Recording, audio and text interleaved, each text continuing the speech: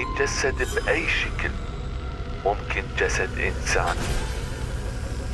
الشيطان موجود عبر الأزمان ويتغير بناء على الشكل اللي يريده.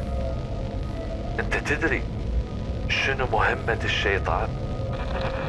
هي الفتنة والتفرقة والشر. اكو ناس اخيار ممكن يكتشفون هذا الشيء، واكو ناس ما راح يقدرون. تدري احنا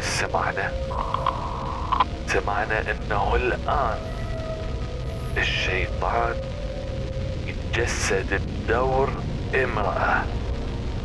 امرأة كبيرة بالسن، او قد يكون طفل، ما نعرف.